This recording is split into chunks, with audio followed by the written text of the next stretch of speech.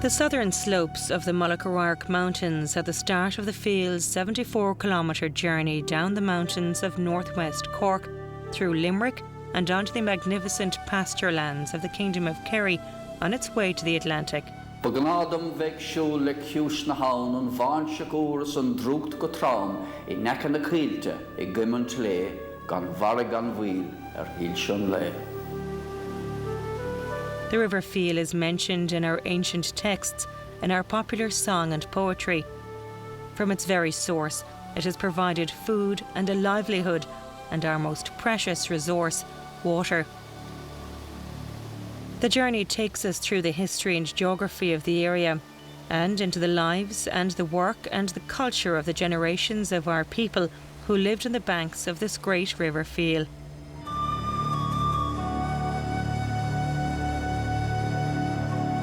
As we follow the course of the river, the first village we meet, and indeed the first bridge over the Feale, is at Rockchapel. The river is now part of the lives of local people and part of their poetry and song. Of all the places I have been, oh, none to me appeal like the love I have for my native spot, Rockchapel on the Feale. Rockchapel here in the north-west corner of County Cork, is nearly falling into County Kerry and County Limerick, and to a certain extent has more in common with Kerry and Limerick, it being cut off from County Cork by the Mullach mountain range, and as well as that, I suppose, an affinity with the River Feale. The natural flow of events in this area would flow towards Kerry and Limerick.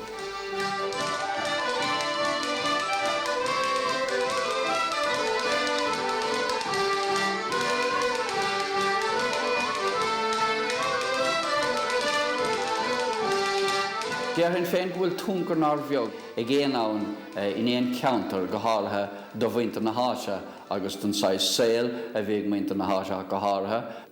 Agus tá carmúr ann na féile le blianta fada nús. Ten sé I bhad siar sa star agus sa stócha go bhfuil álas a go faoin seanscéal an mitasolaíocht agus an bheilidas faoin boundaríon a bhíag snáb san ann agus bhí sé nocht fad an chalín bocht.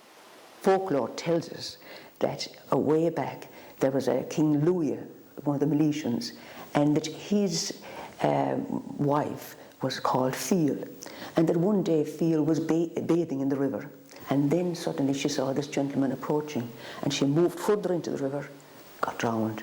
But unfortunately, it was her own husband who was there. And so they say he was so broken-hearted that he called the place after her, the river after her, and the place where it happened is Dubh na Feale. The word Feale or Feale means generosity. And certainly in the early days, the river would have been very generous, a very generous source of life to people. It would have provided them with water for cooking, washing, irrigation. It would have provided them with fish and food, which would be very, very necessary for life in those days. So that's an equally valid reason, I think, myself, for naming the river the Feale. The river is bridged again at Ahone. At this point, the three counties meet.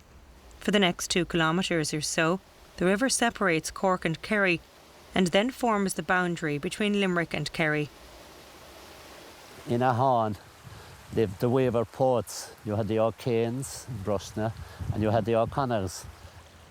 The Weaver poets kept a tradition of music going in this area, which started off with the rhymers way back in the time of the Geraldines.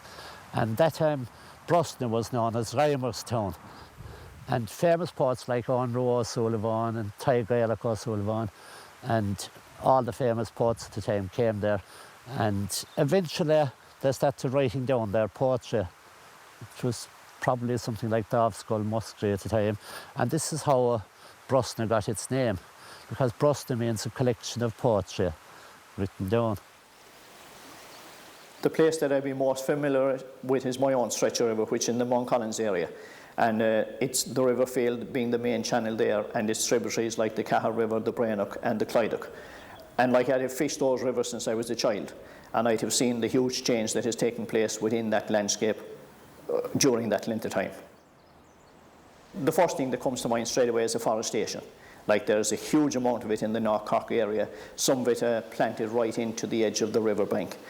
And that means tearing up all the landscape and huge runoffs of siltation in particular. That's the thing that we'd be really worried about, because our area is the main area for the spawning of the wild Atlantic salmon for the River Feale. And the one thing that destroys the egg population is siltation. They need clean gravel and they need clean running water with a ripple effect where they can incubate in the gravel.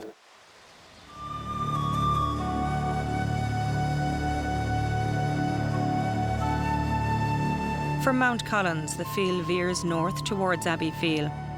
There were no bridges or roads here until the middle of the 19th century, and the area was densely wooded and inaccessible. Of course, this made it ideal territory for rebels and highwaymen. During Elizabethan times, it was at the heart of the Desmond Rebellion. It was virtually impossible for the ruling British authorities to control the region. In 1822, the Lord Lieutenant in Dublin, the Marquess of Wellesley, sent a civil engineer called Richard Griffith to open up and bring order to the area. Griffith employed 7,000 locals building roads and bridges, and the important road from Listowel to Newmarket. In 1829, Griffith built Wellesley Bridge over the Feale, now known as Fields Bridge. From its source near Rockchapel to Fields Bridge, the river falls about 200 metres and then meanders towards Abbey Feale. The catchment area of the river is over 1,100 square kilometres.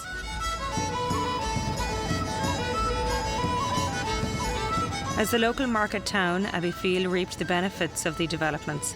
The improved roads helped local farming and commerce, and Abbey Feale saw better living standards, job opportunities, housing and education all improved, and the town's population began to grow. It's clear from its name that the town of Abbey Feale grew up around an abbey. It was a Cistercian abbey and it was founded here in 1188. Proximity to the river was central to the choice of location. The custom of the Cistercians was to found their monasteries in a place where they had access to water and also where they could have a mill, a hand mill, I suppose, at that time. And we do know that the monastery itself was where the present old graveyard is in the centre of the square in Abbey Feale.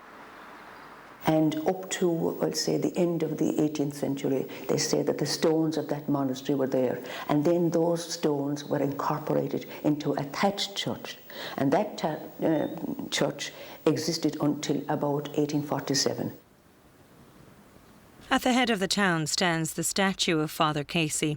In the late 19th century, Casey led the local campaign against the unjust system of land ownership and high rents. He was a founder member of the Land League and was a popular champion of the rights of poor people.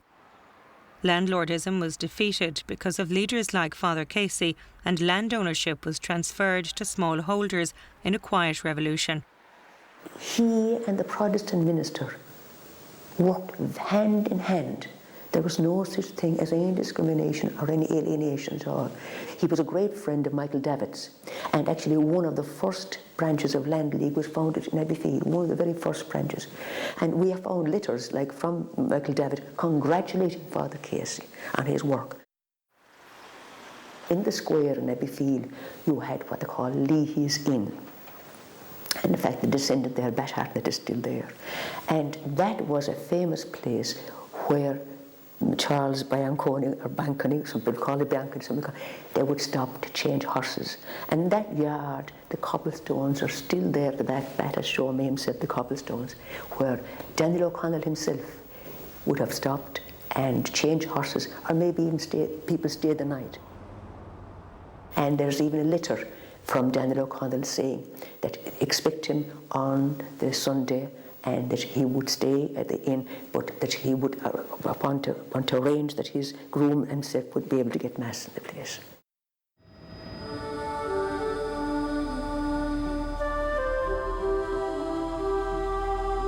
We now follow the River Feale, which heads northwest, leaving County Limerick behind and entering North Kerry. As the River Feale leaves Abbeyfeale and flows through Dewa and into Listowel, there are two tower houses along its course. These two tower houses would have guarded either end of medieval lands around Dewa. Pertinard Castle, which was owned by the Fitzmaurices, and Ballinruddery Castle, which was owned by the Knights of Kerry. They seem to have been protectors of the trailways through North Kerry into the main castle in Listowel and possibly onto the O'Connor Kerry Castle in Carrigafoyle. And we certainly know that the Elizabethan armies, when they were invading during the Second Desmond Rebellion, camped in Pertinard as they were going along to attack Listowel Castle. This would have been in the late 16th century. So obviously the Feale provided an entry point for invading armies in the medieval period into North Kerry. Of course, Pertinard had no defence against the cannon the Elizabethan army brought with them, so it actually fell on the first night when it was attacked. There's a romantic story associated with this part of the river. Thomas Fitzgerald, the 6th Earl of Desmond, left Port Castle to take part in a boar hunt by the Feale, but darkness fell and he got lost. He arrived eventually at the house of one of his tenants who had a pretty daughter with whom he fell in love. The Earl went on to marry his lowly sweetheart, Catherine McCormack, but such a marriage deprived him of his lands and title. The couple settled in Normandy. On hearing the story when visiting the area, Thomas Moore penned a poem on the episode. By the Feale's wave benighted, no star in the skies, to thy door by love lighted, I first saw those eyes. Some voice whispered o'er me, as the threshold I crossed, there was ruin before me, if I loved I was lost.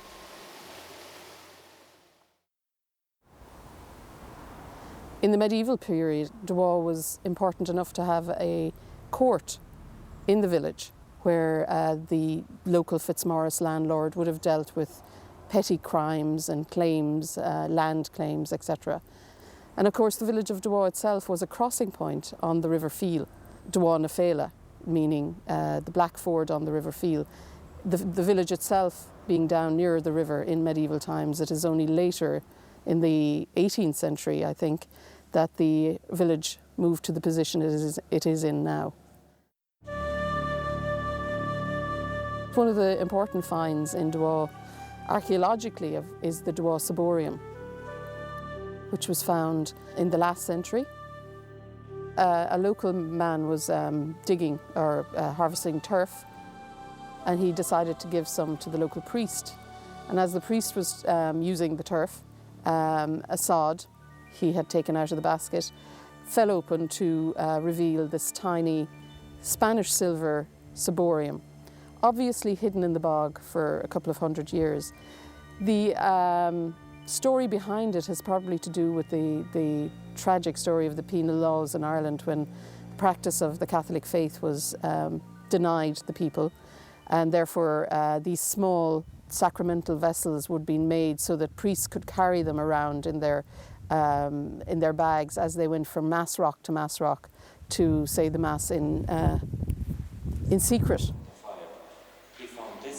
And since it's been found, especially in recent times, the local children get their Holy Communion from the Dewa Ciborium, so keeping that connection with the past. Perhaps the most famous individual associated with Dewa is the playwright George Fitzmaurice, born in 1887. This is the territory of the Fitzmaurice, one of the big landowning families of the district. George Fitzmaurice was one of 12 children born into the family of the local vicar. The family later moved to Kilcara. George Fitzmaurice himself lived in the house behind me, grew up here, and he wrote plays based on the people and the landscape he had contact with every single day. His plays are written in the idiom of North Kerry, and particularly the idiom of Dewa, which is an accent unto itself in lots of ways. And it reflects the time when people were changing from Irish to English.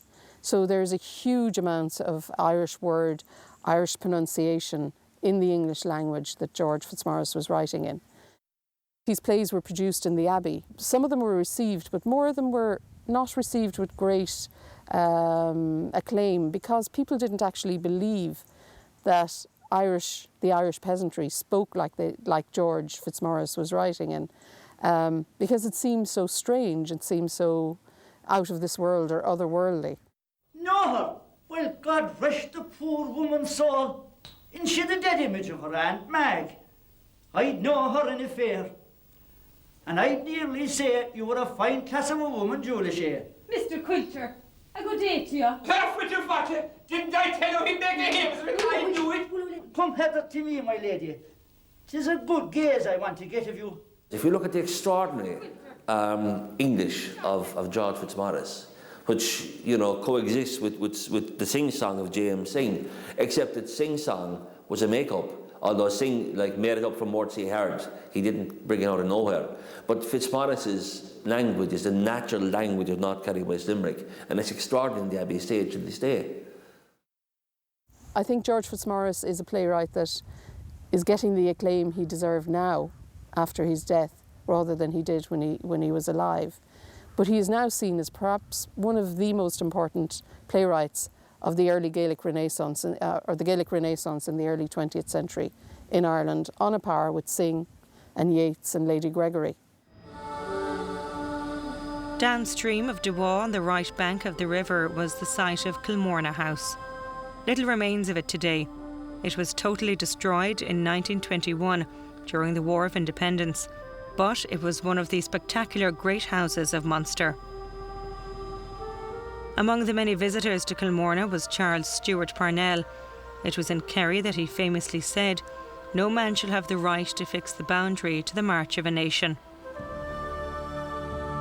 Kilmorna House was also associated with one of the great mysteries of early 20th century Ireland, and the interesting character of Sir Arthur Vickers, who lived here between 1912 and 1921. Sir Arthur Vickers was the Ulster King of Arms in Dublin Castle, which meant that, among other things, he had the keeping of the Irish crown jewels. These crown jewels were used mainly when the British monarch, at whatever time, would visit Ireland and would be brought out for state occasions. They were on a par with the British crown jewels. However, they disappeared one evening. The jewels were stolen from the library of the Bedford Tower in Dublin Castle 4 days prior to a royal visit by King Edward VII.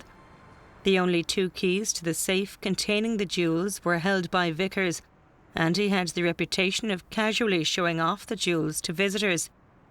At the Viceregal Commission of Investigation into the theft, Vickers publicly accused his second-in-command and housemate Francis Shackleton of the theft. Vickers was criticised and Shackleton exonerated. No one was found guilty, and the theft remains unsolved. The suspicion is Shackleton may have stolen them. That has never been proven. The story is they were taken to Amsterdam, melted down and sold as individual pieces. Vickers himself was never suspected of stealing them directly. However, it was thought that he had behaved badly in the whole episode, and he was more or less forced to retire. But he came down to North Kerry, to Knockanure, to the Gunamahany estate in Knockanure in Kilmorna. He was a very nice man. He treated his servants very well, and he's popular enough in local memory. He used to come up to the post office and he'd call for the papers. He always rode a horse up to the post office, Heffern's post office that time. And I knew him. He was a dapper little man and nice, you know. Sir Arthur always organised a party for the Kilmorna youngsters and the Knockanure young lads. We had a great party. There was a table laid out. We got tea and, as we called it that time, cornbread. And when that was over anyway, Sir Arthur cleared the place. He sat up a bench at the end of the hallway and he had a roll book. and he called out the names of all the young fellas that he had in the roll book. And then he had a present for every young fella. Of course, Vickers, being an Englishman, even though he had Irish connections, was very friendly with the local constabulary and the local army officers. And during the War of Independence, it was thought locally that he was providing information to the RIC and to the Black and Tans about activities that were going on in the village. The IRA went up to the Great House in Kilmorna, and the leader of the group was Lal Brother from Dwa, and he said to the steward, Murphy, that they were only going to burn the house, that was their intention. But 3 of them had been under orders, separate orders, to shoot Vickers. So they brought Vickers into a corner of the garden and shot him in front of his wife.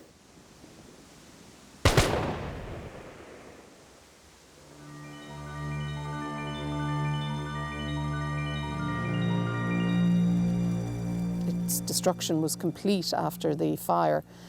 Seems to have been a grand Victorian house of the era. Would have had upwards of 20 rooms, drawing rooms. It had fantastic gardens, apparently. And an old oak tree still marks the spot where it stood. The fire was such that the house itself had to be pulled down to its foundations, and now you cannot see it at all. I think it was a disgrace the way it was vandalised. It would be worth anything today. It was a beautiful place, you know. The 12th of May 1921, the Black and Tans were on the rampage, and to make a long story short, they captured these 4 fellas coming from a mission in Ate, 4 IRA men, and they put them up against a ditch, and they shot 3 of them. One of them, Condi, got away to tell the tale. And to finish the story, later on in May that month, Jack Sheehan, the man who was credited with pulling the trigger on Arthur Vickers, was shot by a British marksman at a range of about 500 yards as he tried to escape up Mount Veen, up Bog and Knockanure.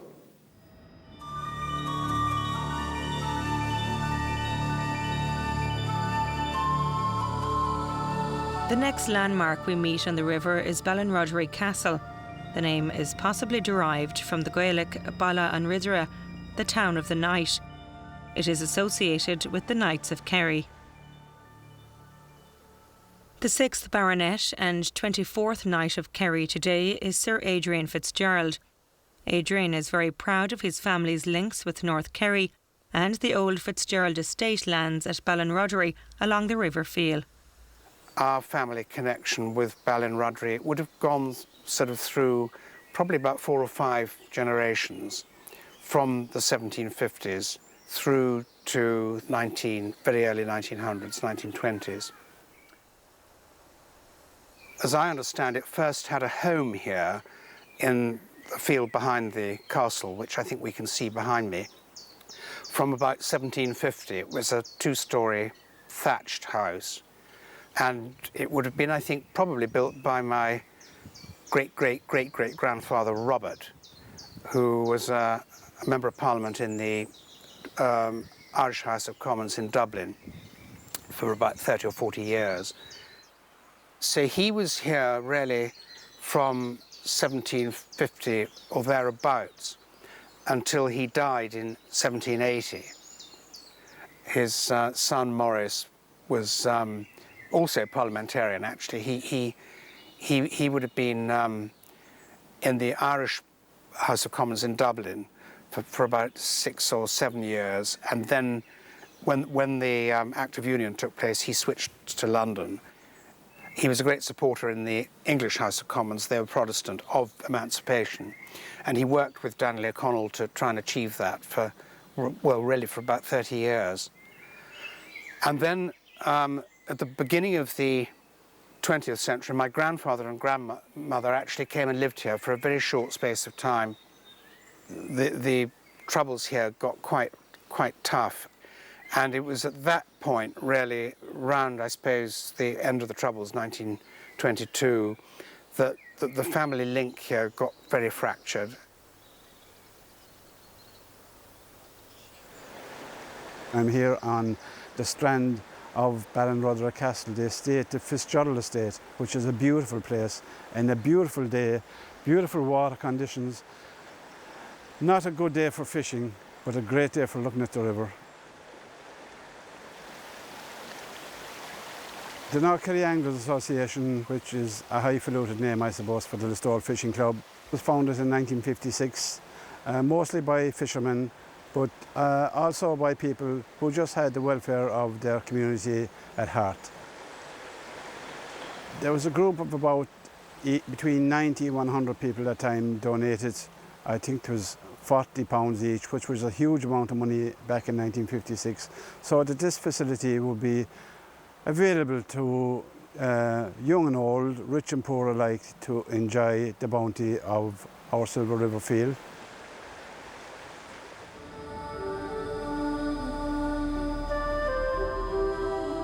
Arriving into Listowel, you can't help but be impressed by the 5-arch stone bridge.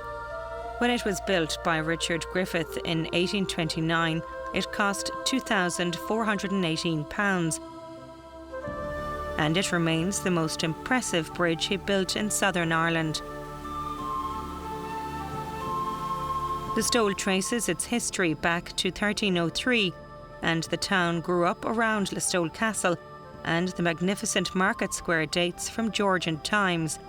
Today, the town's lively reputation for the arts has earned it the title of Literary Capital of Ireland.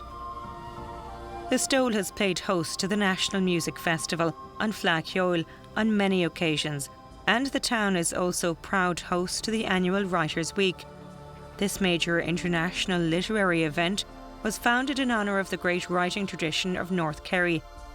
The Kerry Literary and Cultural Centre houses a permanent exhibition remembering writers such as George Fitzmaurice, Brian McMahon, Brendan Kennelly, Maurice Walsh and John B. Keane. I can say in this generation, you have Mary Kennelly, you have Sonia Broderick, you have Maureen Deasley coming to the fore as women writers. The riverside is always cool and there's always a breeze on the riverside. And what with the whispering of the breezes, the summer breezes and winter breezes, the cadences of the water, the changing nuances of notes, and the singing of the birds, and the general aura of tranquility that pervades the whole scene. This is the next thing to paradise that you'll get. And it is my favourite place in all of the world. I'd say it influenced him greatly, you know. A lot of his poems, is a beautiful love poem about, you know, kind of a sort of a bed by the river where a couple had been, and it influenced him hugely. But it was a sort of a place of refuge as well, where he could think. And I know my uncle Eamon, you know, who was a very fine actor, he was always down there, you know, in his later years. He spent his whole time down there, and, you know, I often think we'd been better off if we scattered Uncle Eamon's ashes into the river, really. That's what he would have probably liked best. This is a little short poem that my dad wrote in England when he was away from my mother, and when he had to emigrate back in the 50s. And it's just a little short poem for, you know, about the river and how much he missed the river. All over Feale River the shadows are falling, and deep in Shannon the vixen is calling. The sweet night is young love, the night is forever, and shadows are falling all over Feale River. Oh, my love, my first love, the salmon are leaping. Lie still, my heart, my beloved is sleeping. The sweet night is young love, tonight is forever. The shadows are falling all over Feale River.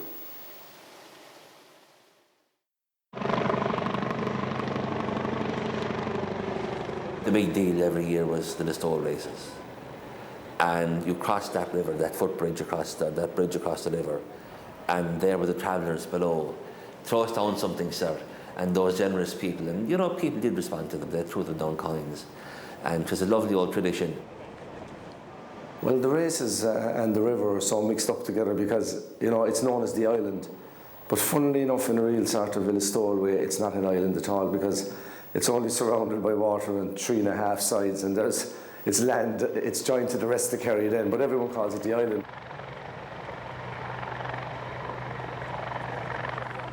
You can walk along by the bank of the river and take in the river, and you can hear the sound of the river on one side, and, you know, the water and the guggling and the lapping of the water on one side, and then you can hear the tannoy and they're approaching the second last and all that kind of stuff from the other side. So You have the two musics, the music of the horse racing, and you can hear the horses clatter right as you walk by the river. You can hear the horses clatter into the fences. The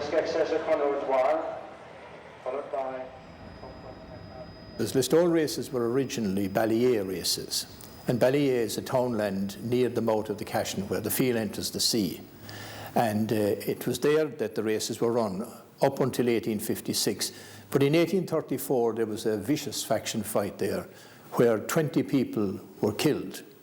Now they were actually drowned in the river. They were driven, one group was driven back against the river, and in trying to escape, the boat was overturned and they weren't allowed to come ashore, and they were just butchered really and truly.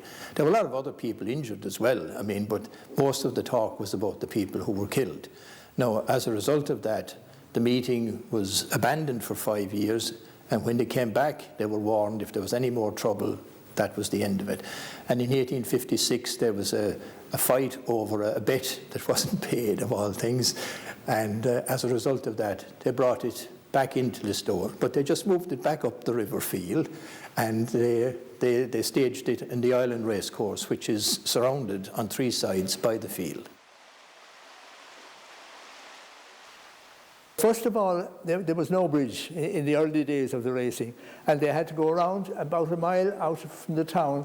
Then my maternal grandfather, our great-grandfather, he decided that they'd put some sort of a temporary bridge across. So in those days, the sugar used to come in enormous kind of barrels. And he got these barrels and he filled them with gravel. He put them into the river, filled them with gravel, and he put planks across them. And there was a halfpenny to get across to the island. We had some famous characters. Manalulu, the tipster, used to come over from England. We'll begin to make a name for ourselves then. A lot of people made their living for the year nearly, for the week of the races. The races would be as good as 6 or 7, 8 weeks during the year for the trade. Like the curious thing about it is that whenever you go in the town, there's a buzz, and the people take lodgers in. We've just the one hotel, but people take lodgers in, and in time they become like part of the family. They go to the weddings and the funerals and first communions, whatever's on, and the thrill for them is coming back to see their old friends year after year, and they'll have the dinner and they have their own keys, and they're not strangers anymore. It's one of the best things about it, that it's still, people would stay in people's houses, and every house in town is a bed and breakfast for the week. There was kind of a lot of things tied into it from that. We had the Donkey Derby, for instance, down Church Street, and then the Ramboy Festival. They came from all over Ireland for that. It was very popular. Birds amusements, the aeroplanes and the hurdy-gurdies. When the River Feale froze over one winter in the 1940s, it was a great reason to brave the cold weather, put on some warm clothes and get out and about. Like a good fall of snow, it was the kind of rare event not to be forgotten by children. The whole town were out there walking on it, and somebody even lit a fire, a bonfire, and it didn't go down. The River Feale brought 2 things. One, it obviously, it and the Atlantic Ocean have brought a far milder climate, with the result that grass grows earlier in that basin of the River Feale and in all of North Kerry than anywhere else in the country. So the cows will be out for a greater part of the year than when they're inside.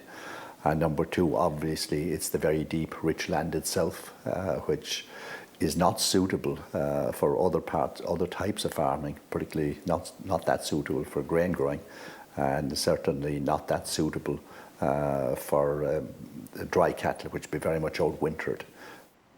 With its perfect conditions for grass, the Feale Valley is of course ideal for the production of milk. And so there is a traditional dairy industry here going back generations. You go back to the 19th century when you had the famous butter trail to Cork And the reason you had the butter trail was because you had such a significant amount of milk being produced in the valley of the Feale, and the butter trail, of course, it went through Rockchapel, then on to Nad and into Cork City. So dairy production or milk production and North Kerry have been synonymous for over 100 years. They took the butter to Newmarket, where it was put into cats, 24 firkins per cat, and continued on to Cork, to the market. In the year 1830, according to the Whale report, 30,000 firkins of butter passed Rockchapel, with a market value of £52,000. The left bank heading out of Listowel is the site of a milk processing plant belonging to the Kerry Group. This multinational operation is the great success of the Irish agri-food industry and is one of the largest food ingredients companies in the world. And it all started here on the banks of the River Feale, when in 1972 North Kerry Milk Products was looking for a site for its first processing factory. Why was it that location? It was the centre of particularly the big farmers residing along the valley of the Feale. It was by chance that the Listowel Race Company happened to buy that field to use as car parking for the races. Why was it there? Because the Listowel Race Company said take that field and build the milk processing plant on it. To roll the dice, why did it happen? That we had built a lot of milk processing facilities in the late 70s in Listowel, and we being the board of directors and the senior executives, we said milk is going to, that'd be an explosion in milk output. We're part of the EU, etc. And unfortunately, Kerry was chosen as the first county for the elimination of brucellosis in Ireland, and it eliminated 20% of the dairy herd. So we had a great lot of processing plants and no milk to use within them. And so in 1981, 82, we said we better do something about this, and we couldn't look eastwards because we had all the other co-ops. There was only one place to go, was to go to the USA. So we said we would use the scarce, at that time we looked at milk as being a scarce resource because we didn't have enough of it, that we use that scarce resource to spread it as thinly as possible and maximise its use. And we were making casein at that point of time, which is milk protein, and we took a look at where was the biggest user in the world, which was the US market, was the biggest in the world for the use of casein. And we said we're going to follow casein to the end user.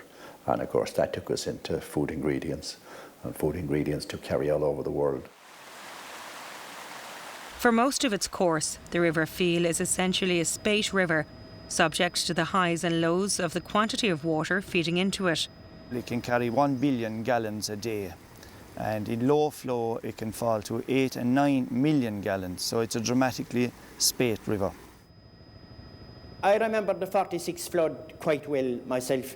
I'd have been 9 years, almost 10 years then, so I remember it well. I can remember standing in my own yard and to see winds of hay that people had saved, because that was the 11th of August, and the rabbits on top of some of the winds, the poor creatures, and they were being washed away to the middle of the Atlantic Ocean, in other words, down to the mouth of the Cashin. Beyond Listowel, and especially in the lowlands between Fanoog and the Cashin, the river undergoes a change in character. It is no longer considered a spate river. From here on, the river becomes tidal. Vast stretches of marsh and flat land were highly vulnerable to tidal flooding and were of little agricultural value. A drainage scheme was on the cards since 1945, and in 1951 it was made possible by aid from the Marshall Plan. Funding from the United States government to aid European reconstruction after the war. The tidal tributaries of the Feale in that area are the Brick and the Gailey, and then other smaller ones. The first part of the drainage plan was to provide embankments all along those tidal rivers, so that when the tide was high, when there was a storm surge in the outer Shannon, it would not flood onto the land. The second problem is to get the rain that falls on that land out to the sea through the embankments. And that scheme was a success.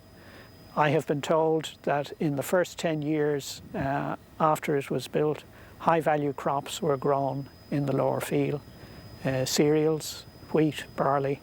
The farmers were very pleased with it. Machinery were brought in, machinery had to be put together. They would have hired local individuals. We had the Marians, which were the very biggest machines. I think about 100 feet of a crane on them. They had magnificent capacity, and they could drag in 2 or 3 tons of stuff. But again, you also had the sand dredger that they had to use out at the mouth of the Cashin, literally to pump the sludge off the bed of the river in. Then you had the limas, which would be a slightly smaller machine as you came up the river, and you had the rust and bucyrus. They were small enough to travel the land, and they'd done all the back drains as such. They had a bit of bother. The big Marion actually it sunk below in the Ballynoneen marshes, but again, it cost an arm and a leg to get it out of it, yeah. But, you know, taking the weight of them, I'm sure they were 60 to 80 tons in weight, you can imagine, over a peaty marshland type of surface on it, yeah. It was a huge source of employment. It was a huge source of husbands for a lot of local ladies, and good luck to them, they married well out of it, and reared their families from here to County Meath up to County Mayo, and some of them in England and Canada. Over time, nature reacted against the drainage scheme, and it became impossible to grow high-value crops.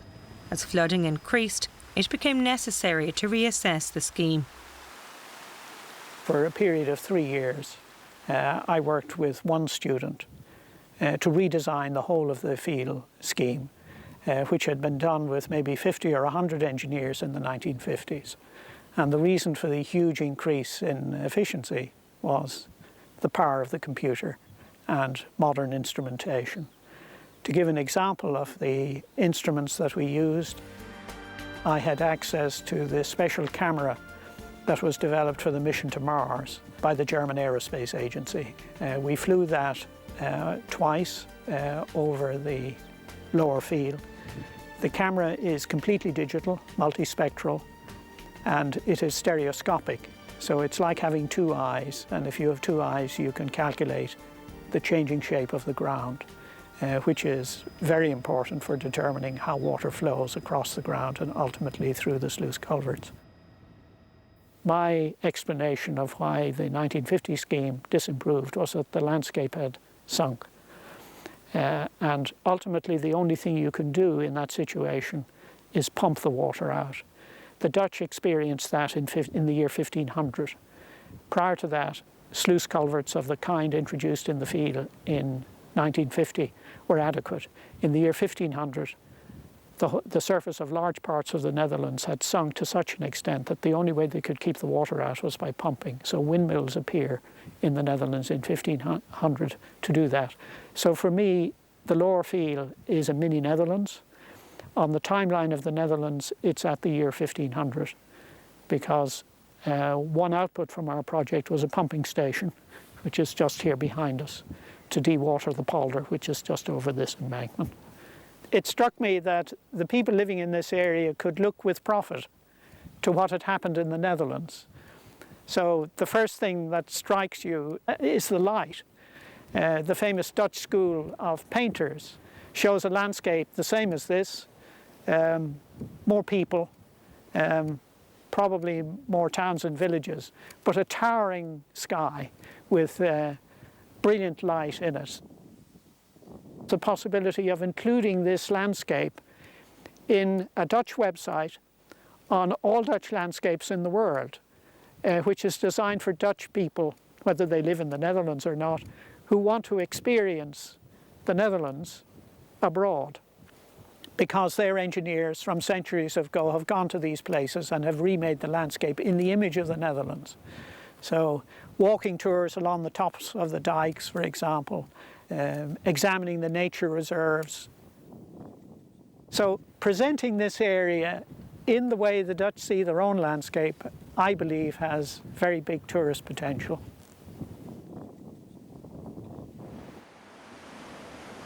Well, on the River Feale, upstream, it is particularly good for things like the dipper at the very upper end, and as you come downstream, the next more interesting bird would be the kingfisher. And kingfishers, by the way, breed just outside Listowel. I've seen them breeding there myself.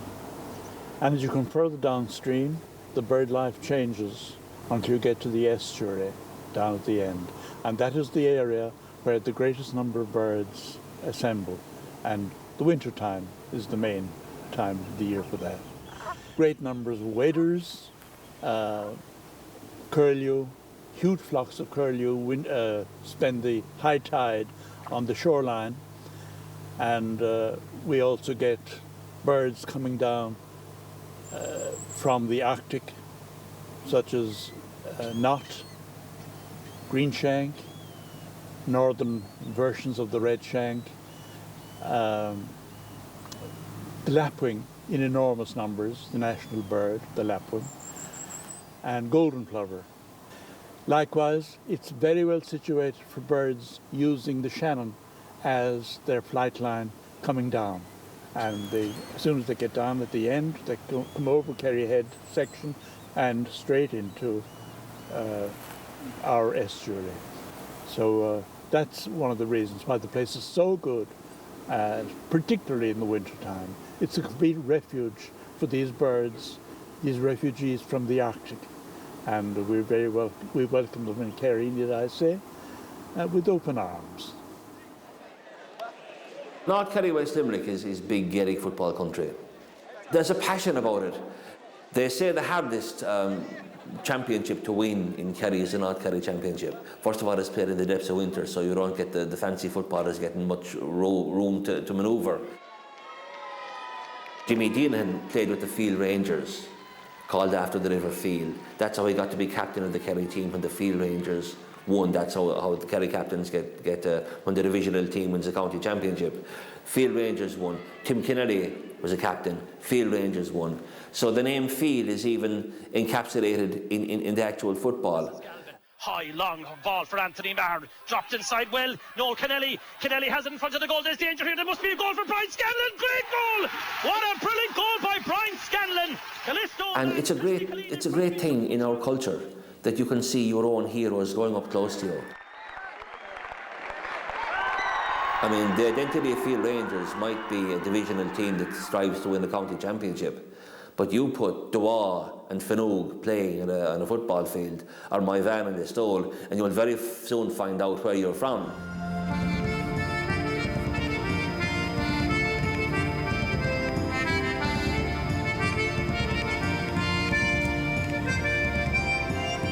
We now follow the River Feale as it heads for Finoog, home to the Rambling House, an authentic 300-year-old thatched cottage, now restored as a centre for music and culture.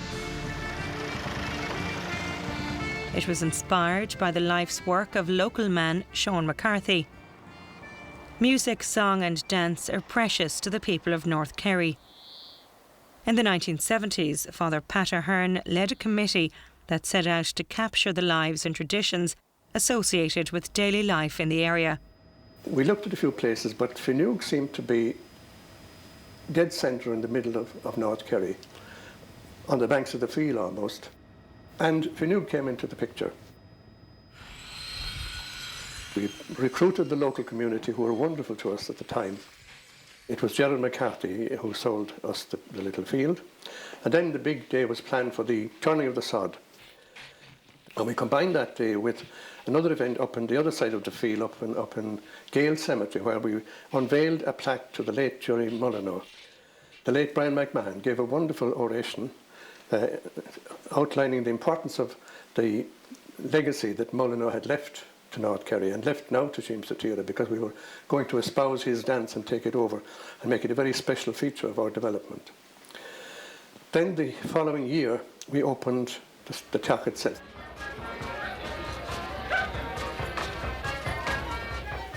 It was meant to be a centre for the people of North Kerry, not just Finoog, but the people of North Kerry. in Finnegan's hinterland all around, so that they could come and swap their traditions, swap their music, swap their dances and songs. So we organised frequent evenings of Bahantiach, maybe you'd call it.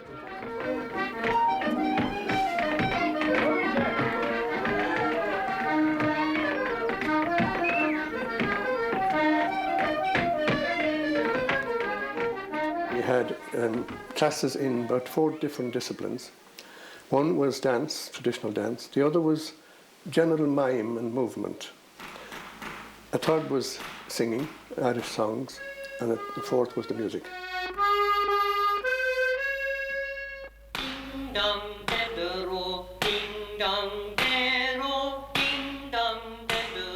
As well as being a centre for the meeting of the traditions of North Kerry, the principal purpose of the Taoiseach was to train young people in these traditions, with a view to moving them on eventually to become performers in the theatre, which would be built in Tralee.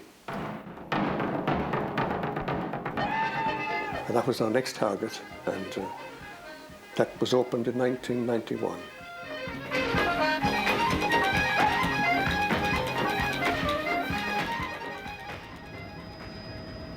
We're here at Finnew Bridge. Tide was in here this morning at 8 o'clock, where the phase of the moon, a high tide. Yesterday evening's tide brought some lovely fresh fish. There were 3 buttes caught here, one of them 17 pounds weight, fish of the year for somebody. And the early shift have gone home. People who were here earlier have gone to the dinner and they'll be back. And it's fabulous recreation for the people of hereabouts, and all enjoy their angling.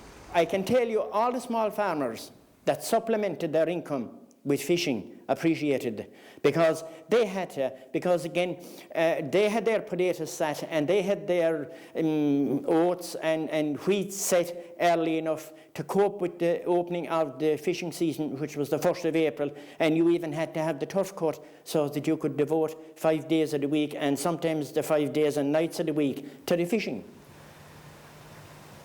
I suppose there would be 3 types of fishing on the River Feale in particular. There would be fly fishing, there would be and spinning. They'd be the 2 big ones. Now you can also fish worm or prawn or shrimp or something like that.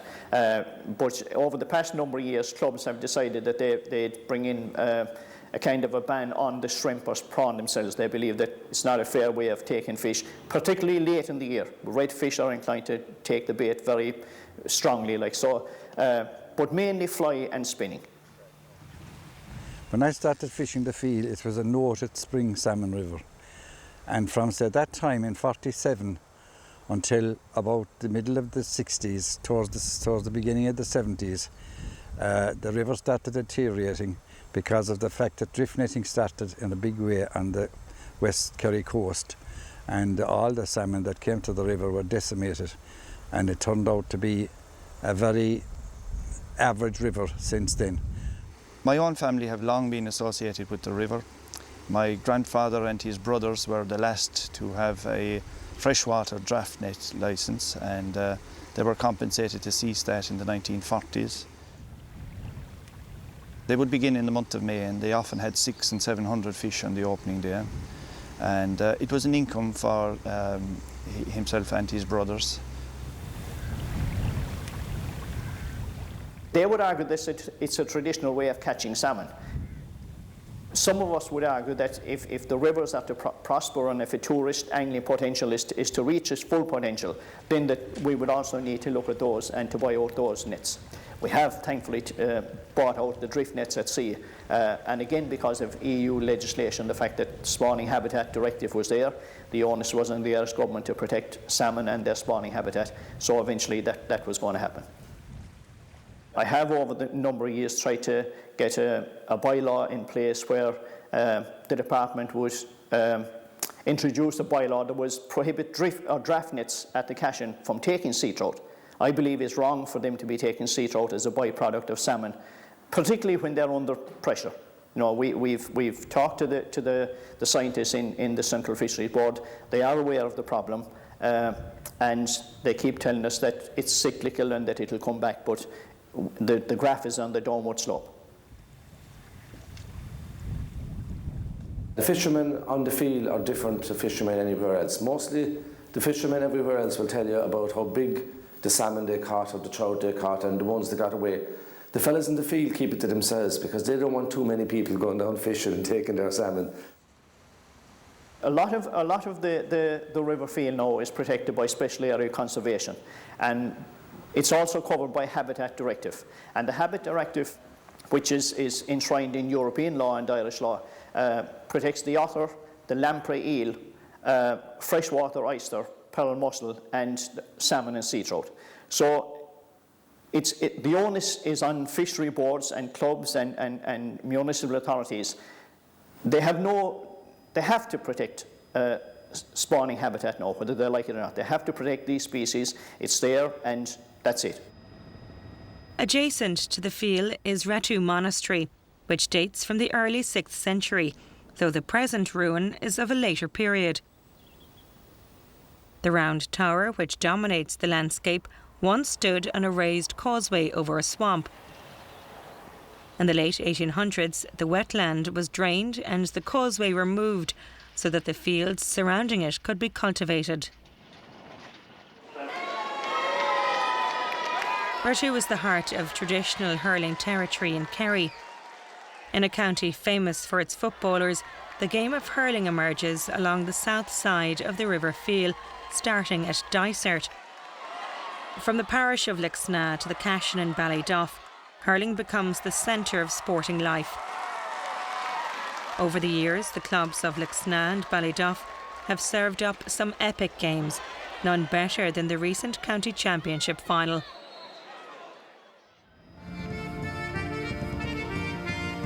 The Feale eventually winds its way towards the ferry bridge. In Smith's History of Kerry, published in 1756, the ferry bridge is shown as a ford over the river. During dredging on the west bank below the bridge in 1953, baulks of oak timber were found projecting outwards into the river. 4 years later, when the eastern bank was being dredged, more oak beams were found directly opposite those found earlier. The river is 600 feet wide at this point. Dr. Patrick Wallace explains. The excavator involved was a man called Michael O'Kelly. He was the professor in University College Cork. He was actually an Abbey Field man, which is particularly appropriate to this programme. So what he concluded was that this was a bridge of the late medieval period, that it consists of a number of base plates or sole plates at the bottom. There were mortises in these. There were 4 big uprights on each one, and the top part of those uprights was haunched or shouldered to hold cross plates. So it was a full, solid, large-scale wooden bridge of the late medieval period in North Kerry. But we can be much more precise in more recent work on bridges in early medieval Ireland, for instance, as at Clonmacnoise, where there's a slighter, slimmer, but very well-built bridge found on the River Shannon. They have a date of 840 for the Clonmacnoise one. Would that we could be so precise for the medieval Kerry Bridge.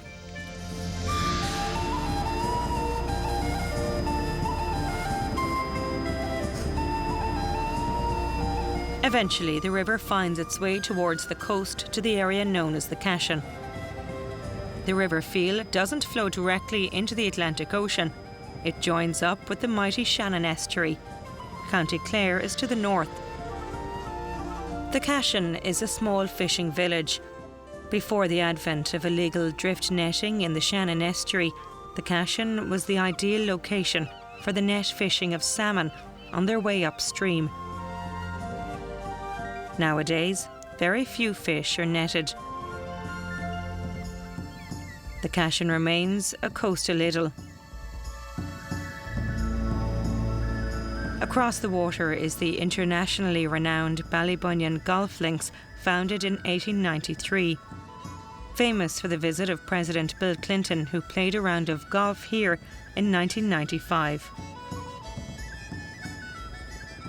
It's been a long journey across 3 counties, from mountains to lush pastures, through history and geography, through industry and agriculture, from fishermen's stories to the celebration of local music and song. The River Feale is the thread that connects past and present. Tonight I see a cottage fire gleaming, the elves are dancing in the fairy ring, while up the stream comes silver salmon